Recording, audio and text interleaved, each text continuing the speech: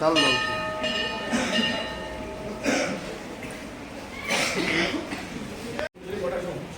अरे बिसरा म्हणजे नाही लागे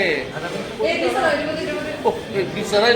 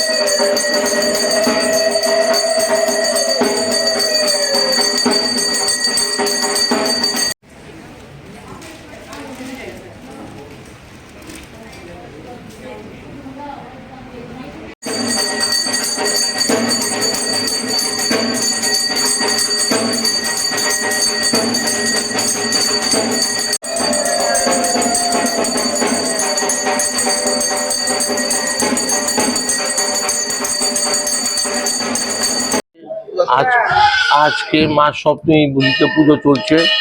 এখন বলি হবে মার, বলি হওয়ার পরে 12টায় সমিসান্ন ব্যঞ্জনাদি ভোগ হবে, সন্ধ্যে 7টায় আর আরতি হবে।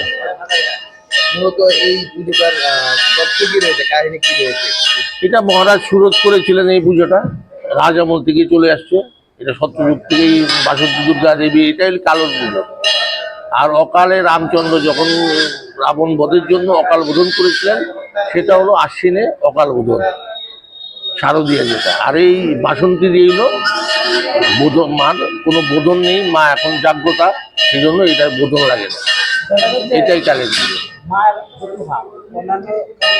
মার এখানে দশভুজা, দু হাত নেই, 10 হাতই মার। পেছনে অষ্টভুজা লুক্কায়িত, সামনে দ্বিভুজা দর্শিত দেখানোর জন্য।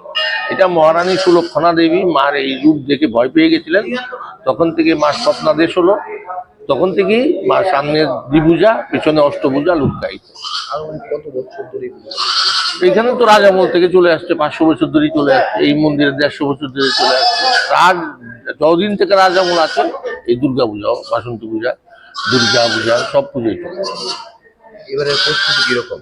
না, সব ঠিকই আছে, আগের মতোই আছে, সবকিছু প্রস্তুতি আগের মতোই চলছে, কোনো কিছু ক্ষুণ্ণ হয়নি, সবকিছু।